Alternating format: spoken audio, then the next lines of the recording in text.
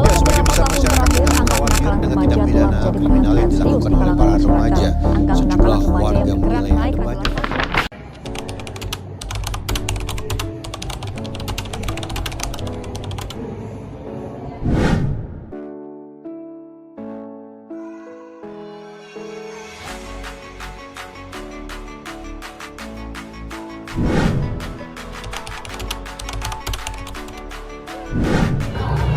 Penyebab pertama kenakalan remaja yaitu ada pengaruh keluarga, ketidakstabilan keluarga, kurangnya perhatian orang tua, dan hubungan yang tidak harmonis dapat menyebabkan remaja merasa terabaikan atau kurang mendapatkan bimbingan yang baik. Yang kedua, adanya lingkungan sosial. Teman sebaya memiliki pengaruh besar terhadap perilaku remaja. Jika mereka bergaul dengan kelompok yang cenderung melakukan perilaku negatif, kemungkinan besar remaja tersebut akan terpengaruh. Yang ketiga, kurangnya pendidikan karakter. Pendidikan yang kurang menekankan nilai moral dan etika bisa menyebabkan remaja kesulitan membedakan perilaku yang baik dan buruk. Yang keempat, tekanan sosial. Remaja seringkali merasa tekanan dari lingkungan untuk diterima oleh kelompok tertentu yang bisa mendorong mereka melakukan tindakan yang melanggar norma demi popularitas atau pengakuan. Yang kelima, media dan teknologi. Paparan konten negatif di media sosial atau internet dapat mempengaruhi cara pandang remaja terhadap perilaku yang dianggap normal atau dapat diterima. Yang keenam, ada kondisi psikologis. Masalah psikologis seperti depresi, kecemasan, dan gangguan emosi lainnya juga dapat mendorong remaja melakukan tindakan kenakalan sebagai pelarian atau cara mengekspresikan diri. Dan yang terakhir, nomor 7, yaitu mengenai kesenjangan ekonomi. Faktor ekonomi juga dapat berperan, terutama ketika remaja merasa harus mencari jalan pintas untuk memenuhi kebutuhan atau keinginan karena keterbatasan sumber daya.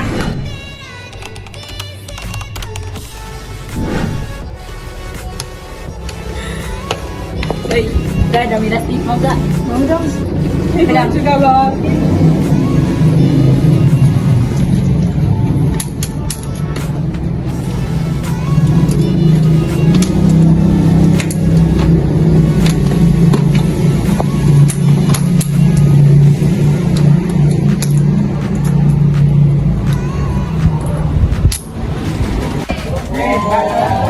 Bal-balannya kalah kan begini yo.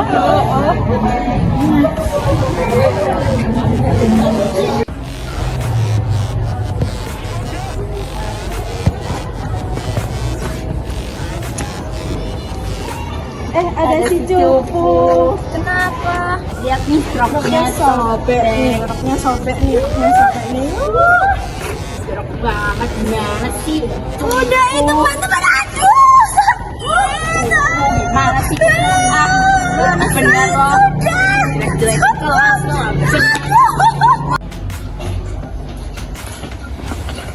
Guys, daripada kita gabut, mending kita coret-coret tembok. Nah, yo, isi gas, kayaknya seru sih. Ambil satu-satu ya.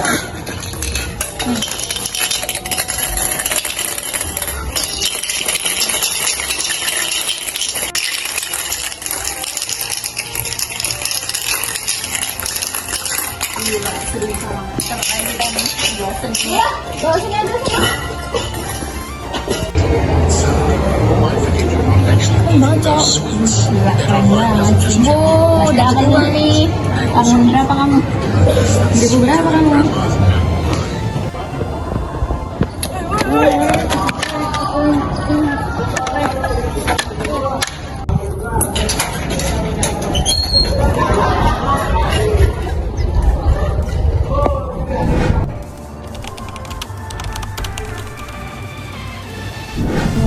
Dampak bagi diri sendiri. Masalah akademis, anak-anak seringkali mengakibatkan penurunan prestasi akademis, bolos sekolah, hingga putus sekolah. B. Masalah hukum, karena kan yang melibatkan pelanggaran hukum dapat membuat remaja berhadapan dengan sistem peradilan seperti pertahanan, denda atau sanksi lainnya. C. Mengembangkan karakter negatif.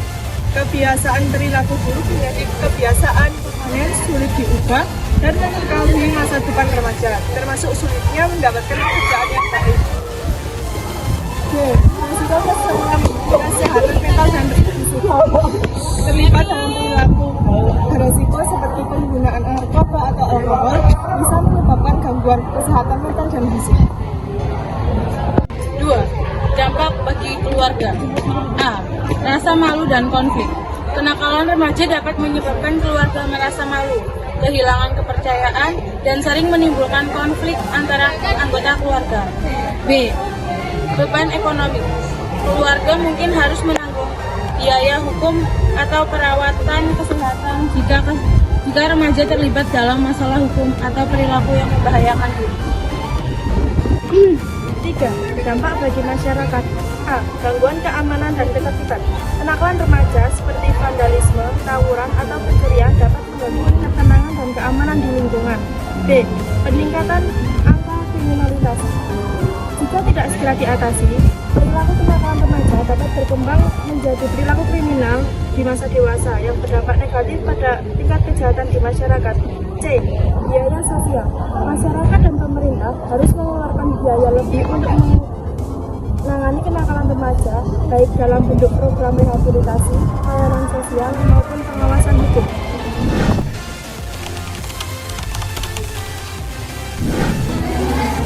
Dari contoh kenakalan remaja yang sudah ada, berikut ini adalah solusi dari kenakalan remaja tersebut. Yang pertama, ada pendidikan karakter sejak dini. Sekolah dan keluarga harus bekerja sama dalam menanamkan nilai-nilai moral, etika, dan tanggung jawab sosial kepada remaja. Program pendidikan karakter di sekolah yang berfokus pada disiplin, kerjasama, dan empati dapat membentuk kepribadian positif pada remaja. Yang kedua, ada peningkatan pengawasan orang tua. Orang tua perlu lebih terlibat dalam kehidupan anak mereka, memberikan perhatian dan bimbingan yang cukup, menjalin komunikasi yang terbuka dengan anak, mendengarkan keluh atau masalah mereka, serta memberikan nasihat tanpa bersikap menghakimi. Yang ketiga, lingkungan bergaul yang positif. A. Membantu remaja memilih lingkungan pertemanan yang sehat dan mendukung, sehingga mereka tidak mudah terpengaruh oleh perilaku negatif dan teman sebaya. B. Mengikut sertakan remaja dalam kegiatan positif, seperti olahraga, seni, atau organisasi sosial yang dapat mengarahkan energi mereka ke hal-hal yang produktif. Yang keempat, bimbingan dan konseling.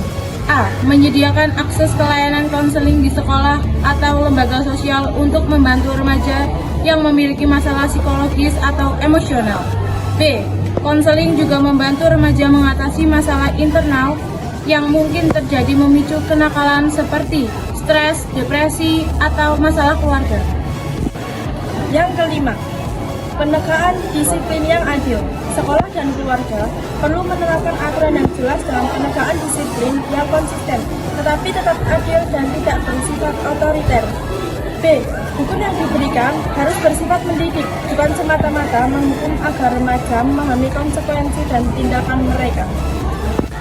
Yang keenam, ada program rehabilitasi dan pemberdayaan. Bagi remaja yang sudah terlanjur terlibat dalam kenakalan, program rehabilitasi dapat membantu mereka memperbaiki perilaku dan memberi kesempatan kedua untuk memulai hidup baru. Program pelatihan atau keterampilan memperdayakan ekonomi dapat membantu remaja yang berasal dari keluarga kurang mampu mendapatkan jalan keluar dari situasi sulit yang mendorong kenakalan.